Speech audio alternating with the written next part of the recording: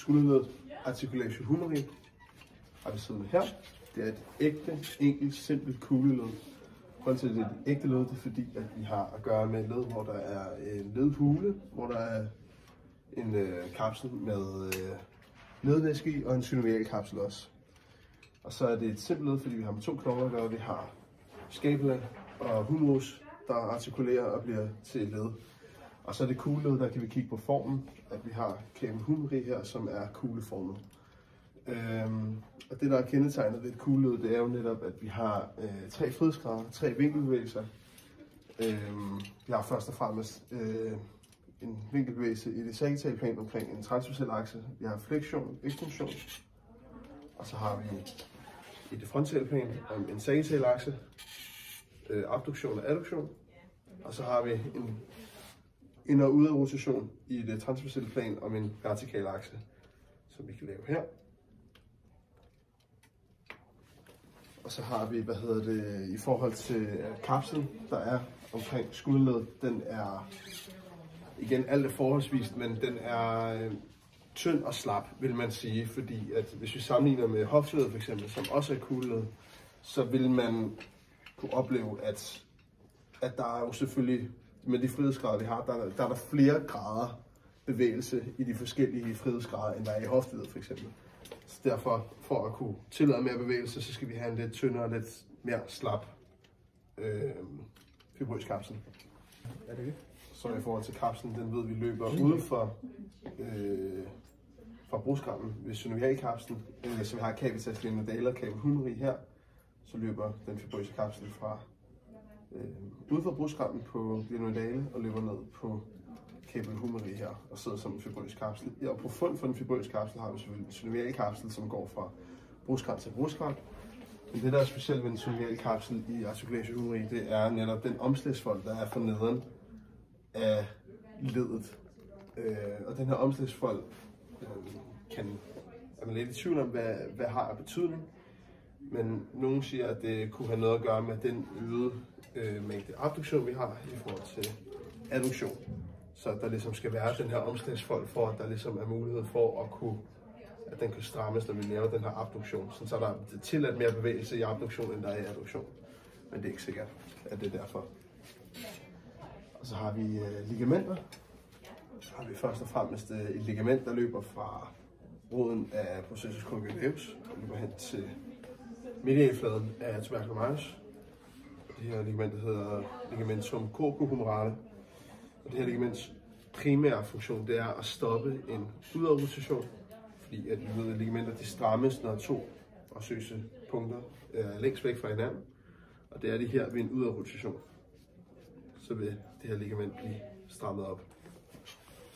Og så har vi ligamentum glenohumerale, som nogle mener er en del af den fibrøse kapsel, men de er i og med, at de har samme fiberretning, det her ligament, så vil man sige, at det er et selvstændigt ligament, som ligesom fungerer som en ekstra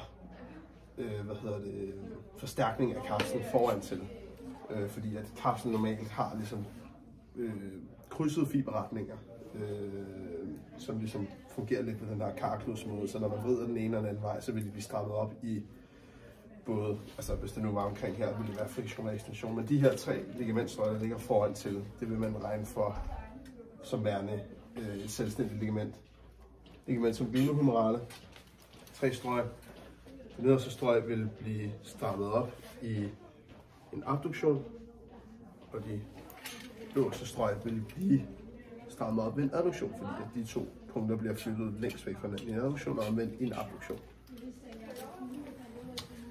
Og så har vi fibrocartilaginøse dannelser. Der har vi en i articulation humeri, som sidder på capitas glenoidale, en ledlæbe, sådan en kileformet fibrocartilaginøs dannelse.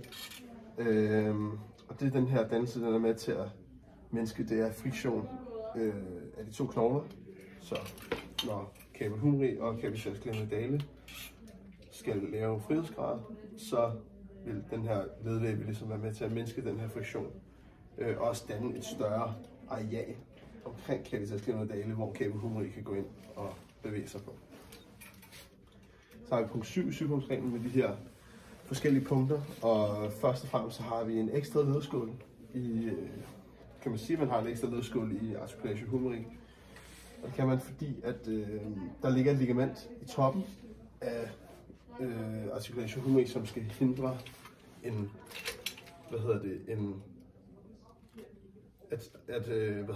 cabel humeri skubbes op efter i forhold til akromion. Så har vi et ligament, der sidder her. KK acromiale hedder ligamentet. Ligamentum KK acromiale ligger ved roden af coccygiosus og går op og hæfter på acromion, som ligesom danner den her ekstra stabilitet af leddet, så at cabel humeri ikke skubbes op efter acromion, som sidder her. Så hvis cabel humeri bliver skubbet op her, vil den blive stoppet af det her ligament.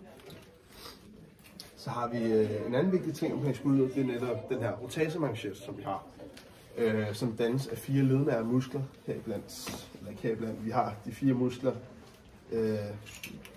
der udspringer først og fremmest på scapula. Vi har øverst her i den her fossa her, der har vi fossa supraspinata, hvor musculus supraspinatus udspringer fra, fossa infraspinata, hvor musculus infraspinatus udspringer fra. Så har vi på margo lateralis og scapula har vi teres minor, der også går ud og hæfter på cabel humeri, og så har vi selvfølgelig musculus subscapularis, som sidder anterior på scapula, som går ind og hæfter på tuberculum minus. Den her rotatormanche, den er ligesom med til at holde cabel humeri inde i glenoidale, så at leddet hele tiden er stabilt.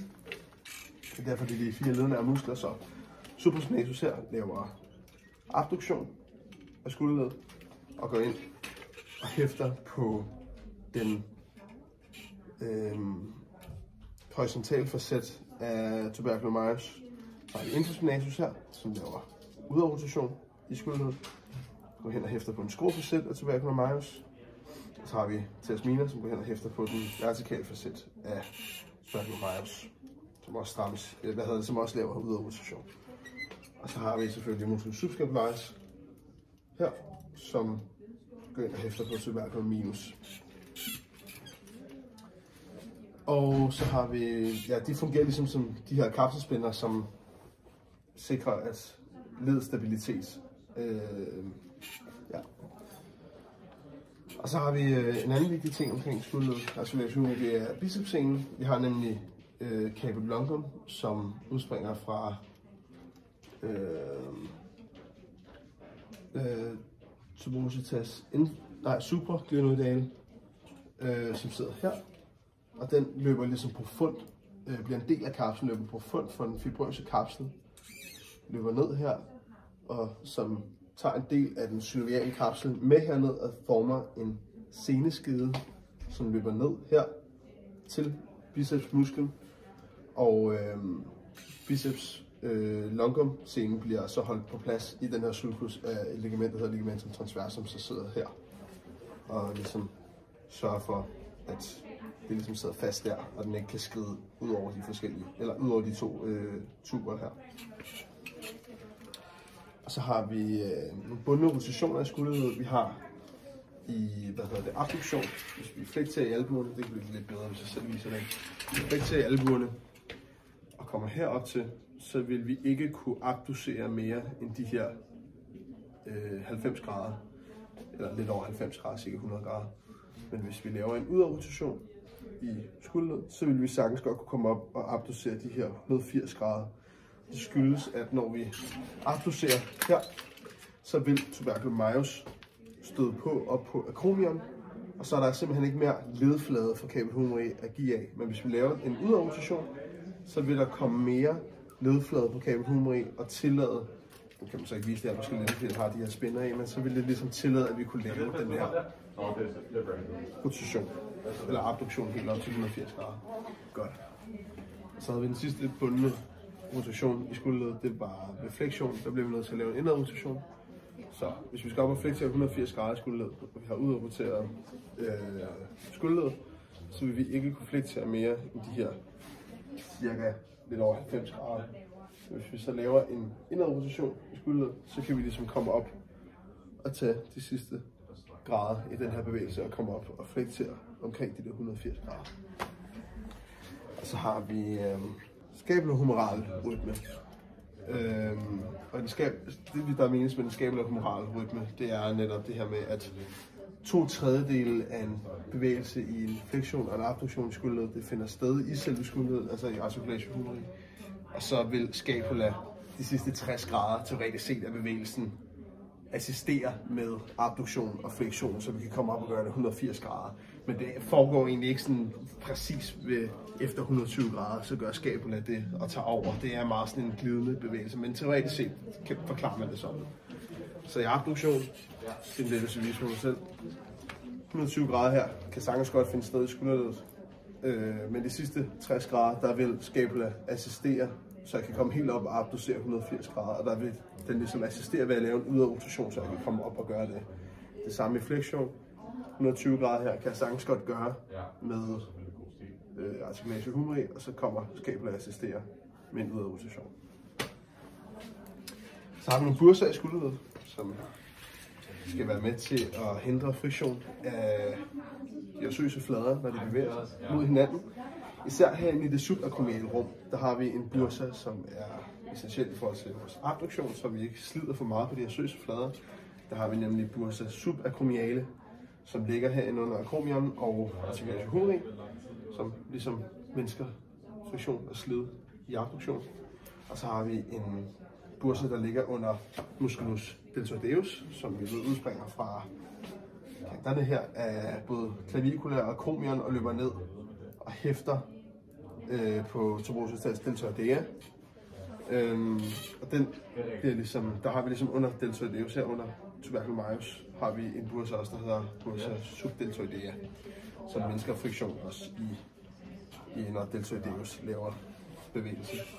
Og så har vi endnu en bursa herinde på anterior siden af scapula, bursa subscapularis, som hindrer friktion i torcu scapularis, articulatus torcu scapularis, når scapula ligesom flytter sig på kostdagene bagpå. Så vil der ligesom være den her bursa, som skal mindske friktionen af de osseøse flader.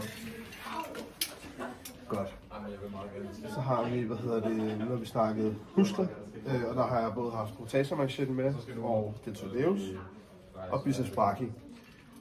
Så har vi jo et nervebund, der udspringer fra C5 til TH1, gennem de her fra intervertebrales løber ud som spinalnerver og bliver til et plexus, og det plexus, der ligger heroppe og skal innervere overekstremiteten, det hedder plexus brachialis.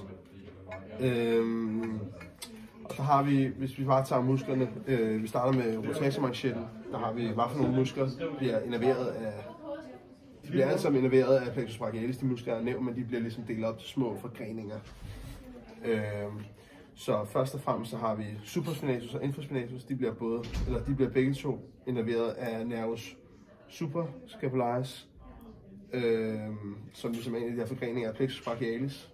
Og så har vi teres minor og deltoideus, som innerveres af nervus axillaris. Og så har vi musculus subscapularis, som innerveres af nervus subscapularis, som også er en del af den her forgrening fra plexus brachialis. Og så har vi til musculus biceps brachii, der har vi nervus musculocutaneus, som innerverer musculus biceps brachii, som også er en del af plexus brachialis.